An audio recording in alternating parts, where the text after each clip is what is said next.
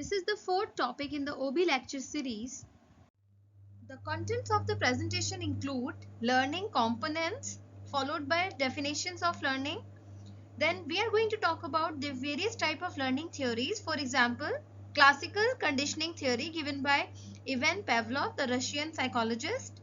Then we are going to study operant conditioning theory of learning given by B.F. Skinner, followed by cognitive learning theories. In this we have two theories. In this category we have two categories. One is theory of lateral thinking, thinking outside the box. Then theory of cognitive dissonance. Then social learning theories are also there. For example, modeling theory given by Bandura, very famous theory, and also theory of social cognition given by Vygotsky. So, what are the components of learning? Learning involves change.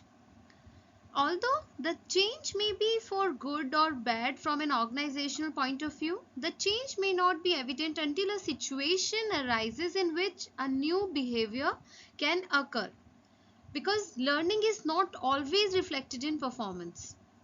Number two, not all changes reflect learning. For example, to constitute learning, change should be relatively permanent.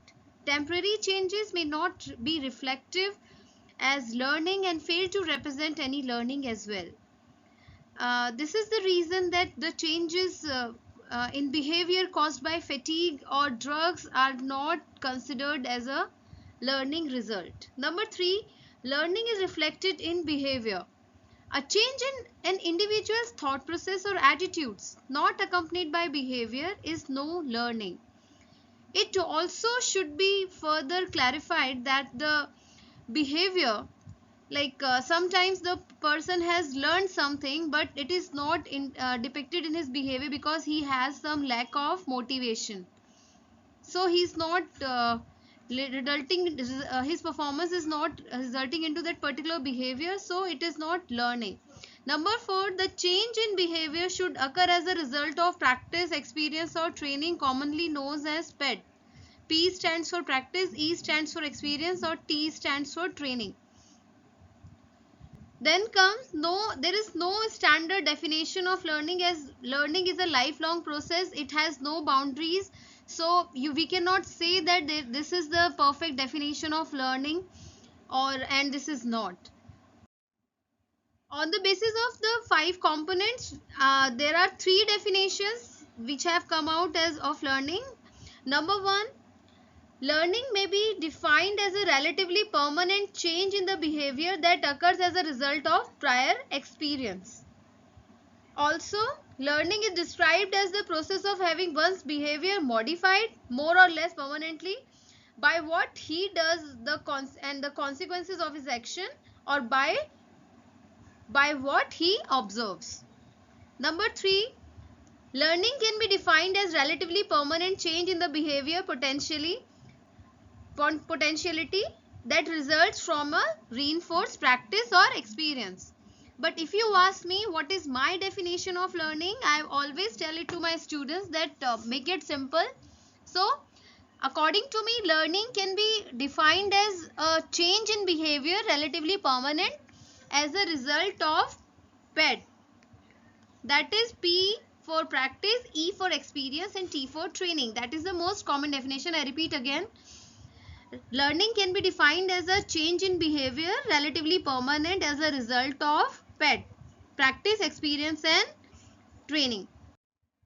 Then it is very important to understand how learning is related to the memory and also the behavior.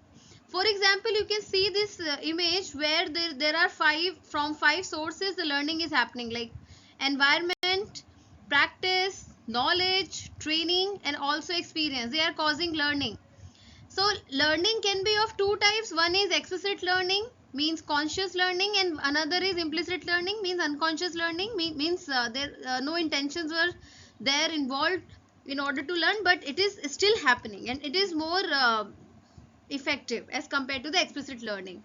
So what is happening? A new input has gone to the short term memory followed by the long term memory.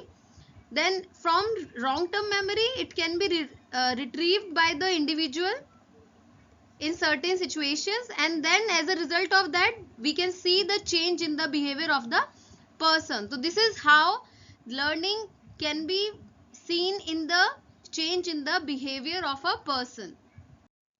Let's talk about two types of knowledge in learning: explicit knowledge and tacit knowledge. As you can see, explicit knowledge is organized and can be communicated from one person to another, and also can be written down. The most famous example of explicit knowledge could be the classroom learning, where the professor or the teacher consciously delivers a lecture and give knowledge to the students.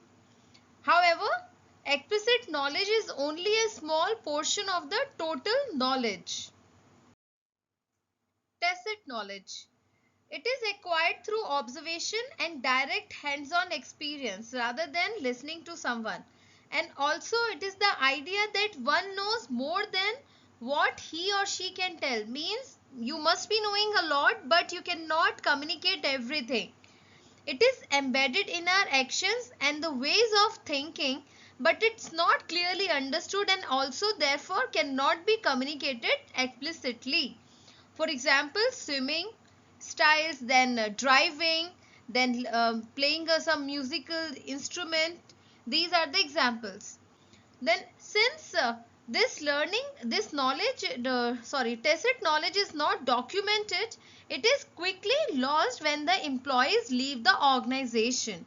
So this is why it is important that tacit knowledge is something like, for example, the way any employee perceives the conflict within the organization, and how, like, which approach he chooses on the basis of the personality, decision making capability, how quick that person is, and how nicely he resolves the conflict without wasting too much time. What are the types of learning? As I have given two pictures here, in which the first one is talking about the role play made by my students, where they had the hands-on experience. Like, I gave them a case study and they converted the case study into a small video. So what they were doing in that process, what they were actively getting involved and understanding what could have been the scenario when these kind of problems occur. So this is the example of active learning when hands-on experience is given. And passive learning is where, like, for example, you are watching this lecture series, and also you are watching some movies, you are learning from movies, you are learning from something like observing, where you are not having any like hands-on experience or something. So this is your passive learning. Though both the learnings are effective learning, and but the situation also differs. On the basis of situation, we can just say that this learning can be more effective in this particular situation. Now let's talk about the process of learning. The first step of learning is acquiring the knowledge.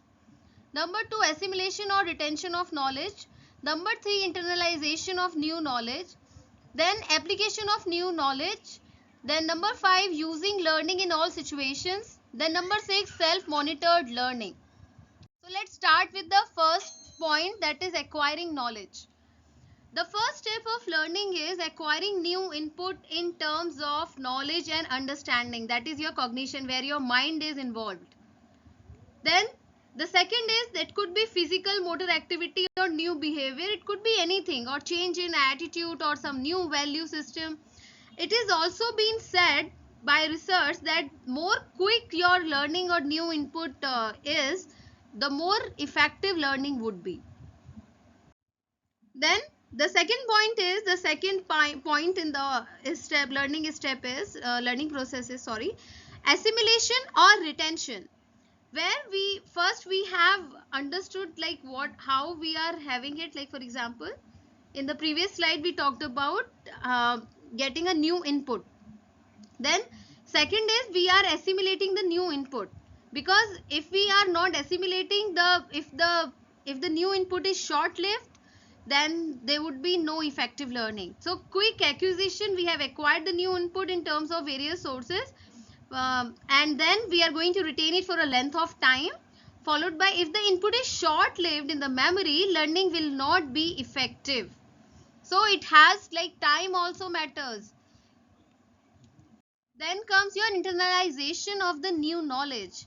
For example, the assimilated and retained new input should become a part of the individual's personality, lifestyle and psychological world. Why I am saying this? So because new inputs get transformed according to the individual's own psychological and cognitive system, thus get integrated. See what happens, the new input is, for example, in the classroom, a teacher talked about the importance of discipline or importance of time management. Time management. Then there would be some students who are going to remember it. There would be some students who are not going to remember it. So for those students who are able to remember it are called like they have successfully passed the second stage, that is the assimilation of the knowledge, assimilation of the new input. Then the third, when because they have got the information, now they have assimilated also because it is there in their short term memory, and so now when they are practicing it, it has become the internal part of their personality. So that time management thing is there in their personality, and from the next week onwards they have started running to the class and they are on time. Now the application of new learning. The fourth step after internalization is the internalized input should be available for use when need arises. If what is learned is ornamental and not effectively used, learning can't be said to be effective. Why? For example, like learning of management skill. You are MBA students, or some of you may be pursuing BBA, some of you must be pursuing BCom, MCom. So if you are learning management skills or techniques, that behavior should be should be visible in your other activities also. For example, you learn time management in your management class. You are internalizing it. It has become the part and parcel. So everywhere, whenever you are going anywhere, you are following that time management skill. And where your friends are complaining about time management, work life balance problem, you came out to be a hero over there, that no, I don't have any time management problem because I am efficient in that. I have learned this thing in my classroom and I have also applied that in my day-to-day life. Now using that learning in all situation is the fifth step. It also involves creativity, means whatever you learn, you need to be creative if you want to use it in various situations. And learning should also have some transfer value as well. What one has learned in one field should be able to use it another field. For example, this person has served in army for 5 years. If you are serving in army for 5 years, it's a big thing and you learn a lot of things. For example, like he knew how to dress up quickly, and he knew the time management, he knew food habits, like eating habits, the eating etiquettes and all. Then he is not dependent on other people. He does not consider any work which is of which is demeaning or small in front of other tasks. So he can like, and also like he is into he's into the fitness as well. So once you have learned something, you should learn that thing in the all situations, so that you keep on practicing these things. So learning is not disappearing.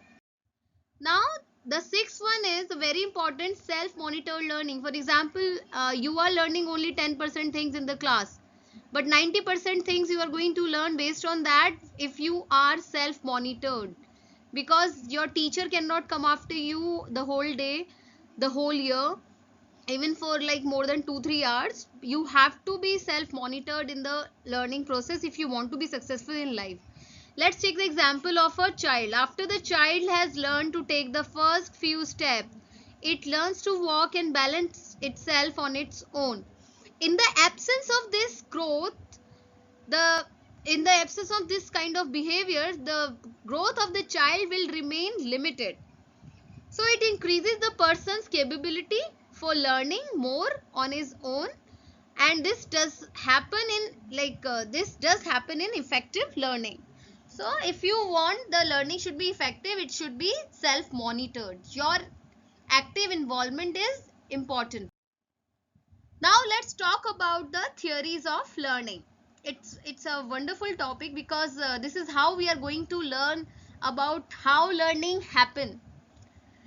So let's start with classical conditioning theory, where we are going to talk about Ivan Pavlov, who was a Russian psychologist. Then we are going to talk about operant conditioning theory, which was given by B.F. Skinner, very famous theory again. Then we are going to talk about cognitive learning theories by theory of by Bono and Festinger. Then we are going to talk about the social learning theories, where we are having like one of my favorites, modeling theory, Bandura, and theory of social cognition. Let's talk about the classical conditioning theory. Classical conditioning theory became the subject of careful study in the early 20th century, when this gentleman, Ivan Pavlov, a Nobel Prize winning psychologist from Russia, identified it as an important behavioral process. He conducted an experiment on dog and tried to relate the dog's salivation and ringing the bell. So let's understand this whole process with the help of this example. So as you can see, there are three phases before conditioning, during conditioning, and after conditioning. Initially, you can see these four things in the before conditioning thing. For example, a bell was ringing and no response was there. This is called conditioned stimulus. Then because no response was there, so unconditioned response was there. Then let's talk about the unconditioned stimulus. What is that? The meat, the food. And salivation, the unconditioned response. Because it was not conditioned, that's why it is called unconditioned. Now during conditioning, what have been done by Ivan Pavlov?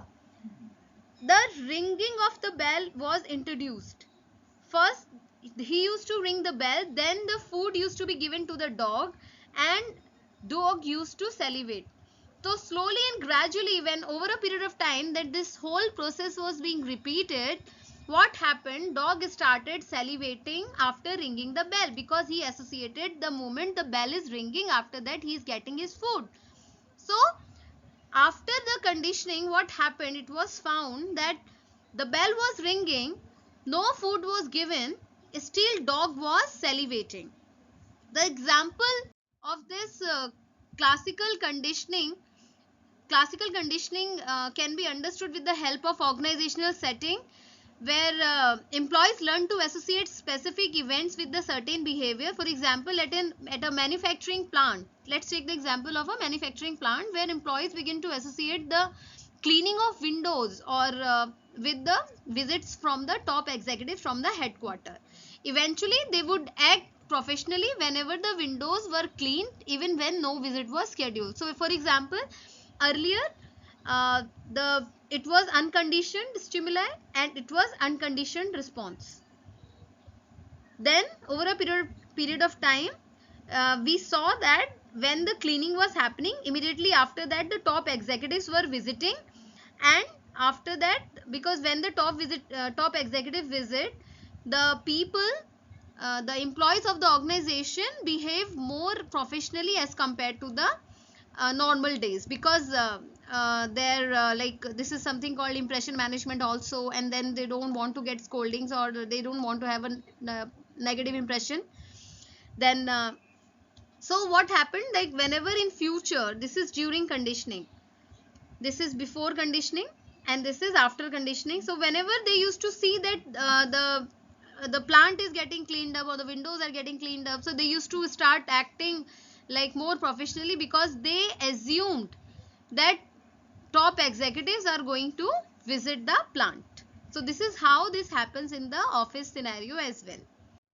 The second theory of learning is operant conditioning theory, which was given by B.F. Skinner. As you can see on the screen, it is like it is based on the assumption that desired voluntary behavior leads to reward or prevents a punishment. So rewards introduced to promote a behavior and punishment introduced to discourage a behavior. He conducted a series of experiments on rats. So when the lab rats press a liver when the light was green. They used to get food. For example, they used to get cheese when the green light was on. But on the contrary, when the red light was on, they used to press the lever, so they used to get the current. This is how they learned, like if they are going to press the lever when the light is green, in color, they are going to get food. And when the light is red in color, and at that time they are pressing the lever, they are going to get the current, means the punishment. So they learned when to press the lever. Then reinforcement. There are 5 ways to reinforce the behavior. For example, let's start with the positive reinforcement. To increase the frequency of the desired behavior in employees by giving some kind of extra reward for a behavior in the desired way. Now, negative reinforcement is to increase the frequency of desired behavior in the person by helping the person understand the consequences of the undesirable behavior. Then punishment. To create an undesirable situation to decrease an undesirable behavior.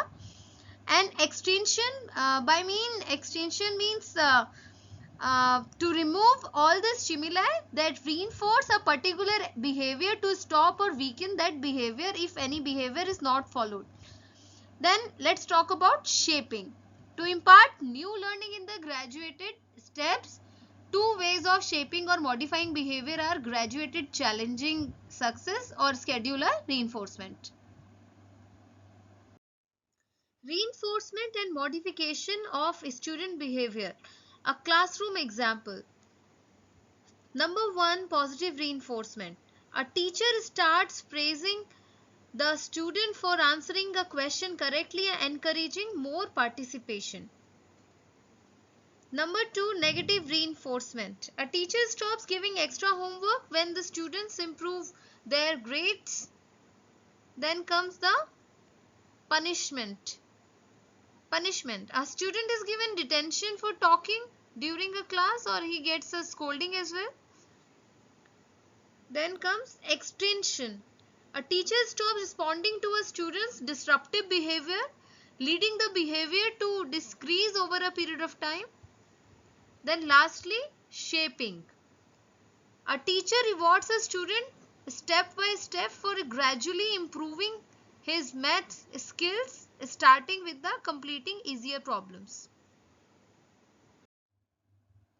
What are the difference between classical conditioning and operant conditioning? Classical conditioning came from a Russian psychologist by name Ivan Pavlov. It focused on involuntary automatic behaviors, and it involves placing a neutral signal before a reflex. In operant conditioning, it was first introduced by B.F. Skinner, an American psychologist, and it involved applying reinforcement or punishment after a behavior, and it focuses upon strengthening or weakening voluntary behaviors. Cognitive learning theory. Cognitive process assumes that people are conscious and active participants in how they learn. The learning process begins with the prior learning, where individuals draw upon their past experiences and knowledge. For example, an individual will use their previous experiences to decide which job assignment, A or B, which job assignment he is going to accept. Now let's talk about the behavioral choice, which is the second step. What happens is individuals actively make choices about their behavior based on the available options. The employee considers the two alternatives, job alternatives, and selects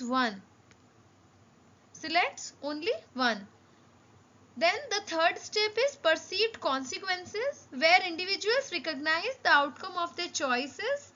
If the chosen job assignment proves to be a rewarding one and fulfilling, the employee perceives the choice as a positive one.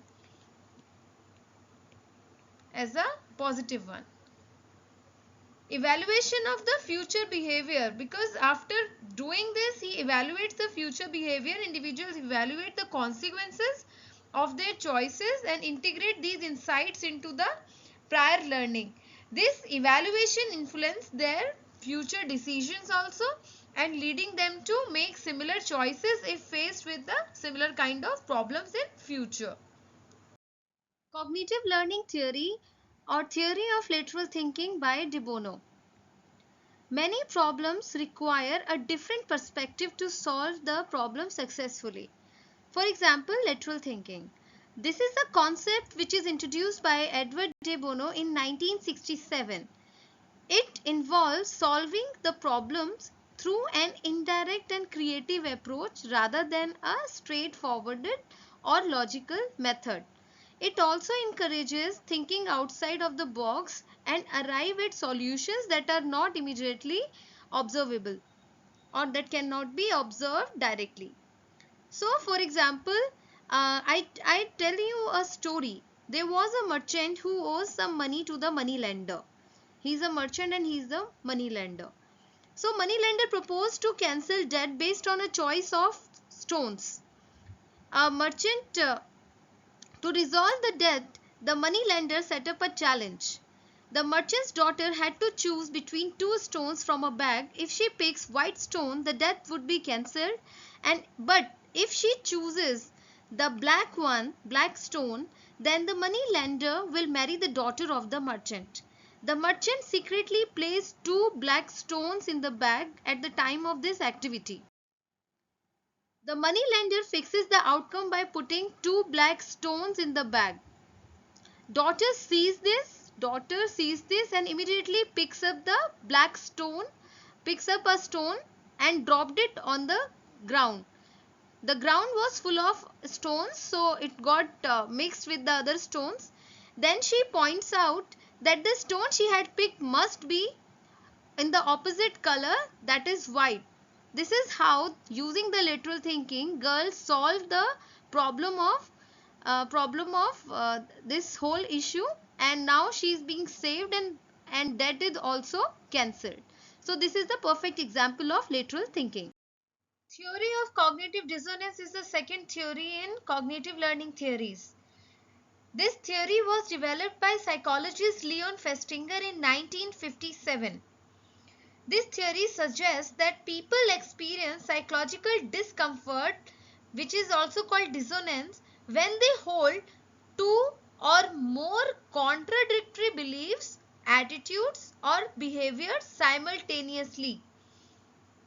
The dissonance occurs most often in the situations when an individual must choose between two incompatible beliefs or actions.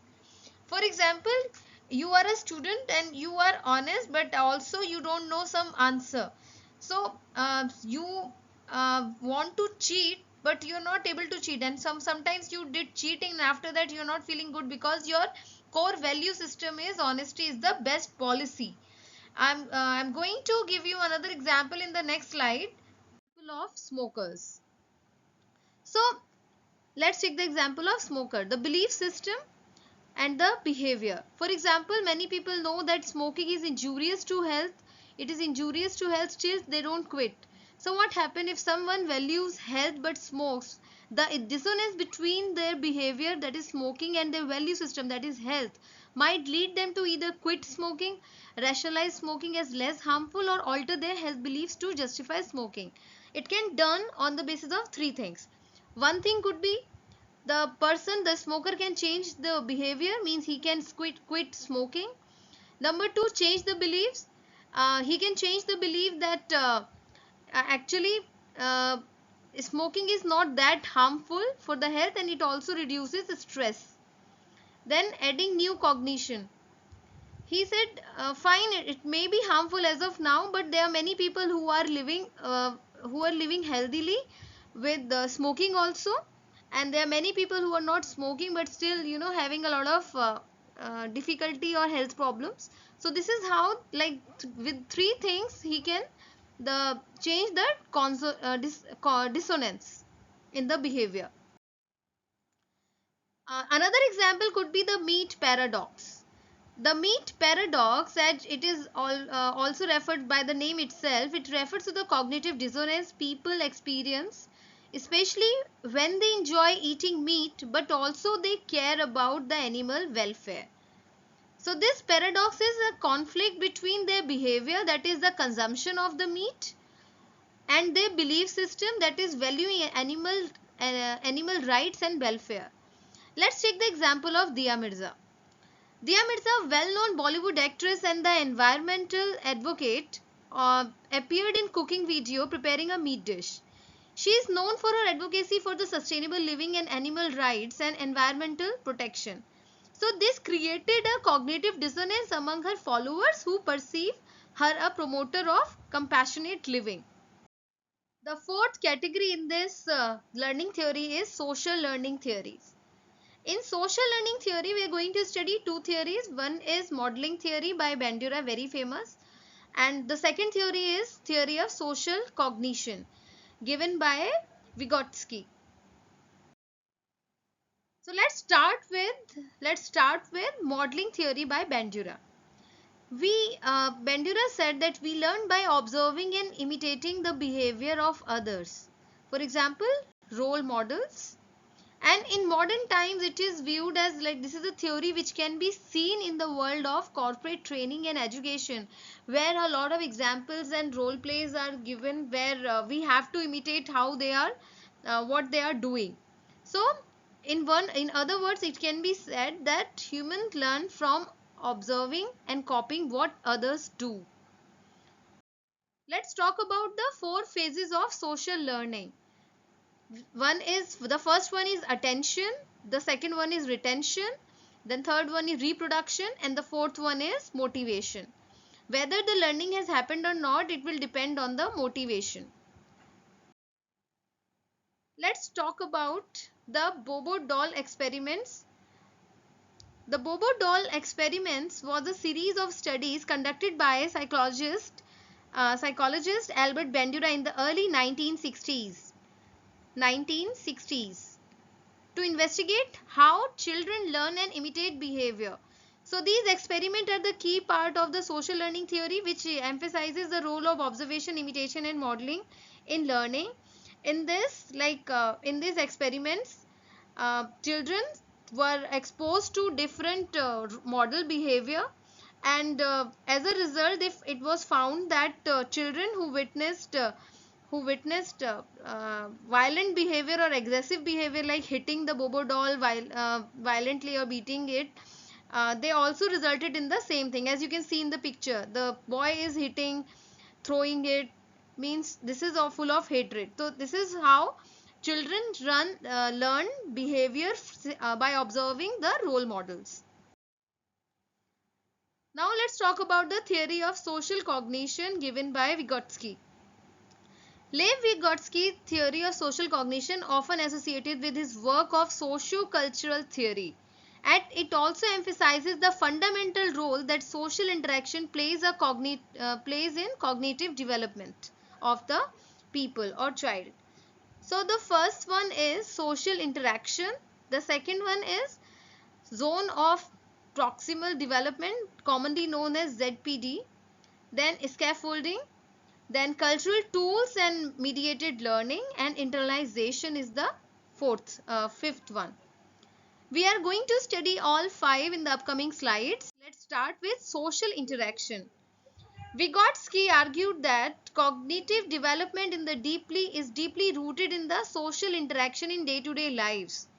He also believed that learning is inherently a social process, and cognitive functions develop through interaction with more knowledgeable persons such as parents, teacher and peers. So that's why I always say this thing in the class, that you should be friends with those people who are better than you, or they are having better knowledge than you. Zone of proximal development, commonly known as ZPD. It is one of the most influential concepts given by Vygotsky. It refers to the range of tasks that a learner can perform with the help of more knowledgeable person than himself, but cannot yet perform independently. Means he need a little help of the people, but still he can perform it. It also highlights the potential for learning and development when the guidance and the support are professional or provided. Then the third one is scaffolding. In this term, though not coined by Vygotsky, but it is closely related to his ideas. It involves providing temporary support to learners to help them accomplish tasks with the ZPD. As learners gain competence, the support is gradually removed. So initially the support is provided to the learners, but later on as they gain competence, it is removed. Then the cultural tool and mediated learning.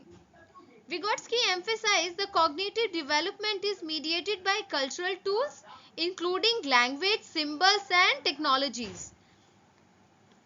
These tools are integral to learning and problem solving and shape how individuals think and understand the world. Internalization. According to Vygotsky, learning begins as a social process and becomes internalized. For example, children firstly learn to use language externally in the social context, and then they internalize it to use it as a tool for thinking and problem solving. So, in other words, it can be said that culture is primary determinant of individual development in society. Culture teaches children both what to think and also how to think.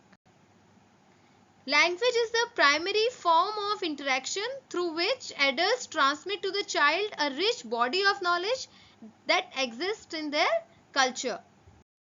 This is the list of references which I have used in making this lecture on learning. You can take a screenshot and study more about this topic using these references. Thank you.